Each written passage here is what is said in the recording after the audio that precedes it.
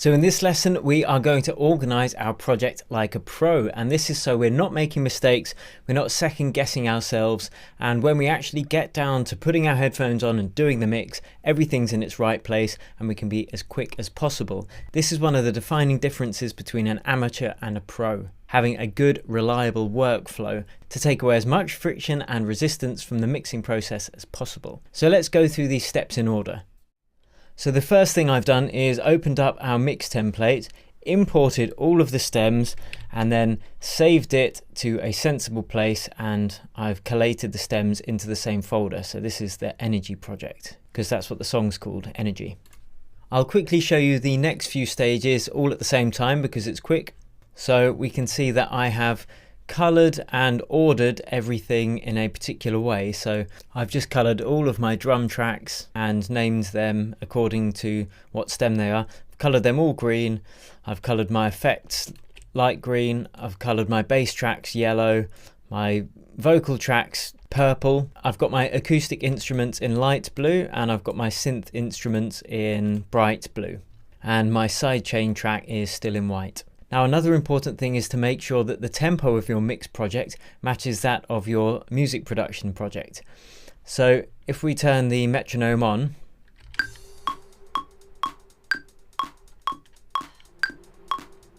you can hear that it's too fast for this project.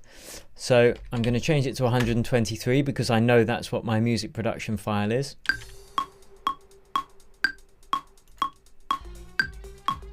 And now we can hear it's in sync, and this is important for when we are using our sidechain track because that's MIDI information, so it's fitted to the tempo. Of course, if you don't sidechain compress this way, it's not so important, but it also makes navigating much easier because then everything is an exact multiple of 4 for the different sections of the song.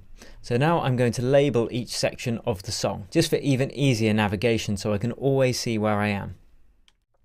So you can see I've now named the different sections of the song, like break 1, verse, bridge, chorus, etc., big break, just so I know where I am in the mix at all times. I've also now grouped or sent to buses different groups of the sounds. So I've got the lead vocals sent to a lead vocals bus. I've got the backing vocals sent to a backing vocals bus, etc., etc. I've got all the drums sent to a drum bus, apart from the kick, because I like to process that separately, and you'll see why a bit later. And as we progress through the mix, we might want to change the routing or create more buses, but some things become apparent as the mix unfolds and we work out what's needed in what place. But this kind of grouping is a good place to start. Okay, so the next stage is gain staging, at least the initial gain staging. So we've got everything routed how we like, we've got it all organized in order and colored correctly. So what we want to do now is make sure that the levels are good to start with. Now we don't want to obsess over this too much, but I'll show you a quick way to do it.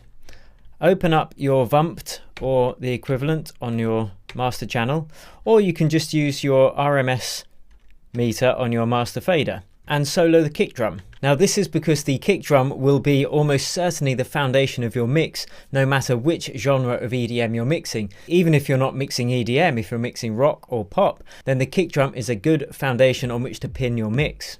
If you put the fader at -6 and then put a utility or a level plugin on the kick and then tweak it until the kick is bouncing around 0 on your VU meter, or about -18 RMS, not peak. It's important that it's the average, so -18 dBFS there on the RMS meter.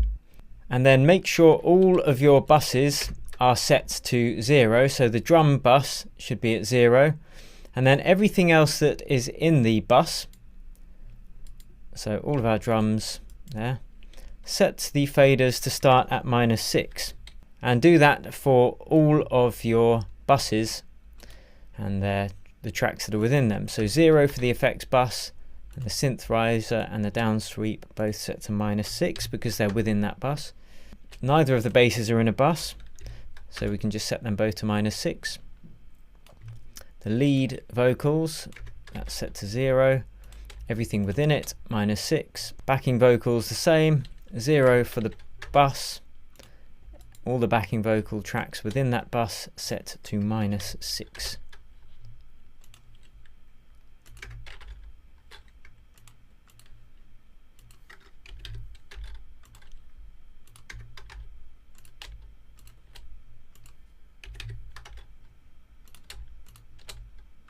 And this process basically makes sure that you're unlikely to clip in the mixing process. We've got plenty of headroom. So then start mixing in the tracks one by one to just roughly sit with the kick drum, and adjust each track's volume not with the master fader but with a gain plugin.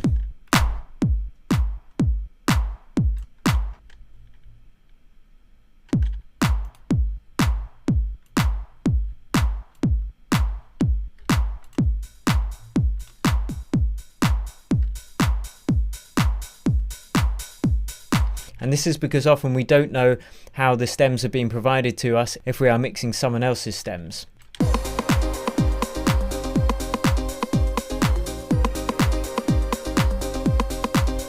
You know, that's alright. So that's going to do. We've got plenty of headroom here. All of the faders are about -6, and that is because the changes here, if we move the fader up or down here, because these lines are further apart, we've got more control over the resolution. Whereas if we're doing all our mixing down here, a tiny change can change it by several decibels, which is why we want to be doing all our changes up in this kind of area of the faders. Again, don't obsess about this too much. Just make sure all your buses are set to 0, and this is so that you're not actually reducing the volume of everything within that bus by -12 instead of -6, because of course if the bus is at -6 and the tracks within that bus are -6, it's going to be reduced -12 decibels. And then make sure that the master fader is bumping around -18 dBFS average. And all of this setup basically ensures that you are not going to be clipping in your mix because you've got plenty of headroom. Everything's in order, so we're not floundering around trying to figure out which tracks are where. So this sets up perfectly to actually start the mix to, and we are going to do that in the next module.